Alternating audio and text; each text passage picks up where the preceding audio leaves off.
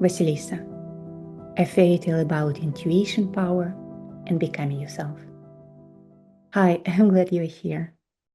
Today's story comes from an old Slavic tradition, from a time when forests were dark and winters were long, and a woman's inner life was not something to be talked about. Many of us heard stories similar to this one as children, and what we remember is mostly fear. The dark forest, the witch, the impossible tasks, the threat of not surviving. But that fear was never the point. Those stories are lessons in how to find the way when no one is showing you the path. How to know what is true when everything around you is confusing. And how to end things that needs to be ended for good. And if you listen carefully, you might hear the echo of your own story in theirs. Settle in. Let's begin. Once there was a girl named Vasilisa, and her mother was dying. She called her daughter close and pressed something small into her hands. A tiny doll, dressed like Vasilisa herself. Red shoes, dark skirt, little apron. Keep her with you and never show it to anybody, the mother said. If you ever get lost or need help, feed her and ask her for guidance. Shortly after, the mother died. Her father remarried, 2 women with 2 daughters, with polite smile and something chill behind her eyes. The stepmother and her daughters did not like Vasilisa. They gave her every hard task, every job no one else wanted. She would come home from the woods at dark, hands cracked from the cold, and start on the next thing. Task after task after task. But Vasilisa did not complain.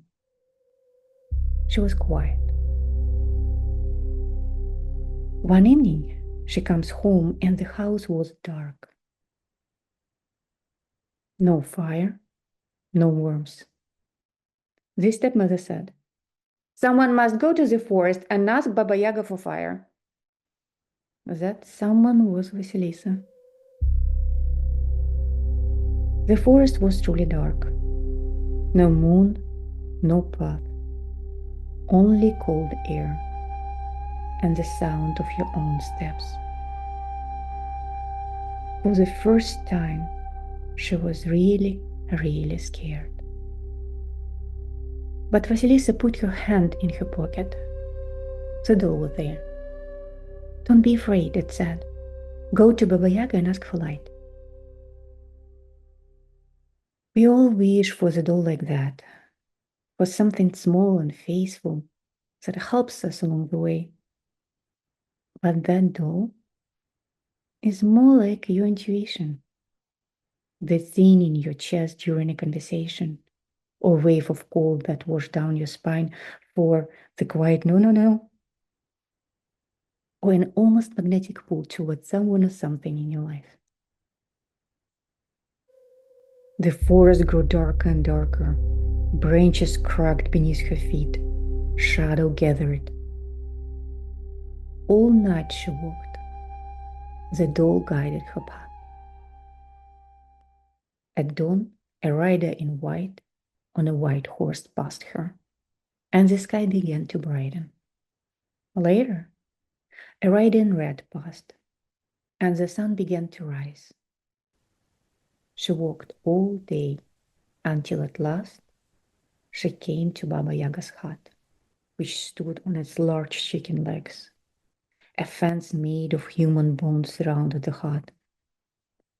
It was crowned with human skulls. The gate had a sharp set of teeth that served as a lock. Vasilisa was terrified. Suddenly, Another horseman galloped, dressed in black on a black horse. As he rode through the gate, night fell at once. As the sky darkened, the eyes of the skulls began to glow.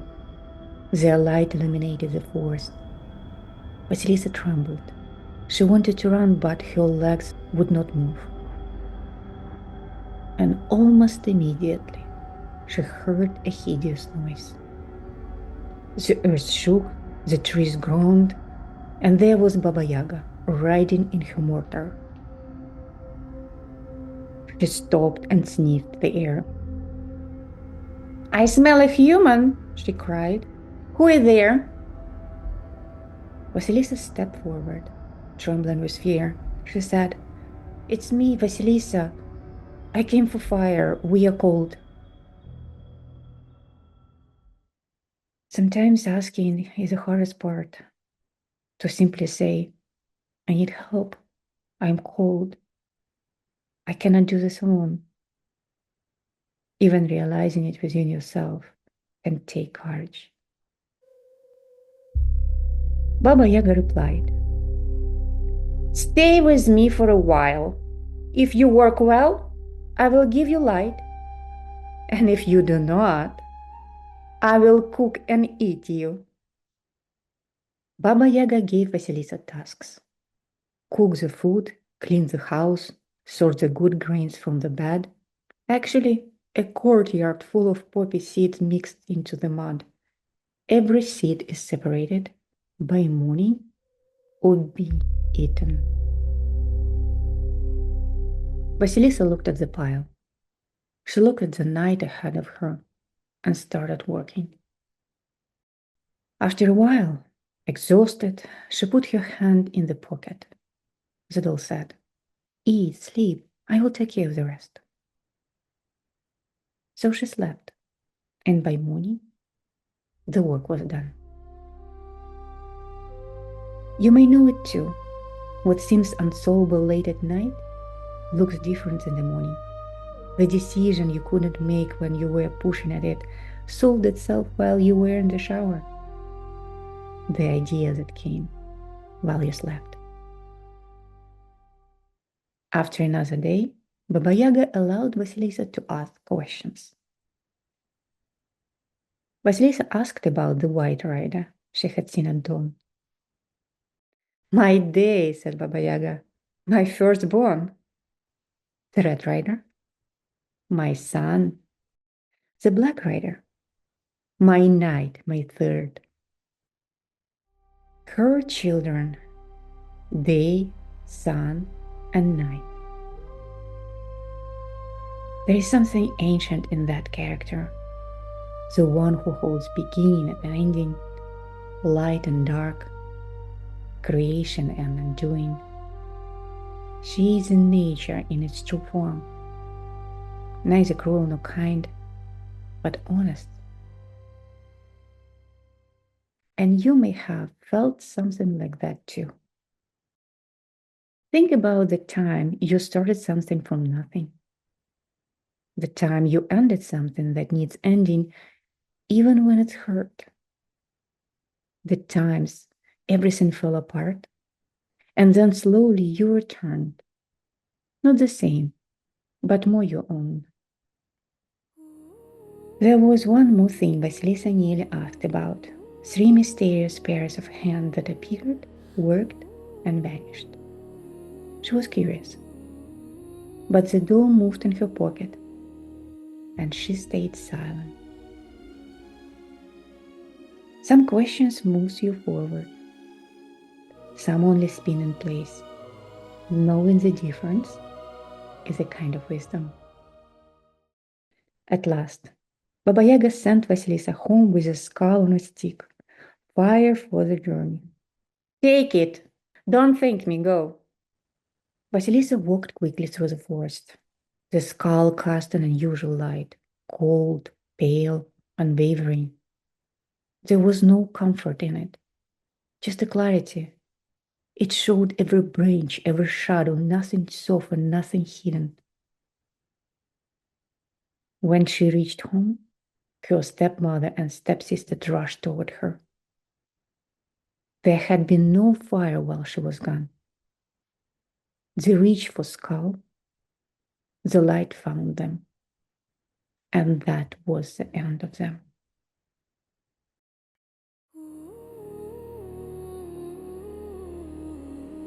What we bring back from a hard journey is not always warmth. Sometimes it is clarity, a clear sense of who we are, what we need, what we can no longer pretend not to know.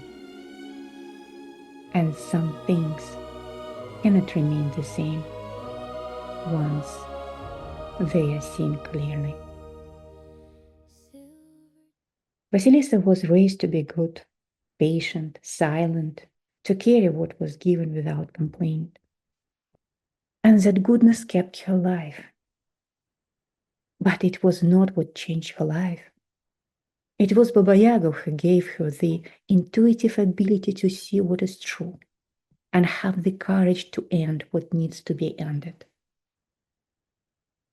We are rarely taught the last skill.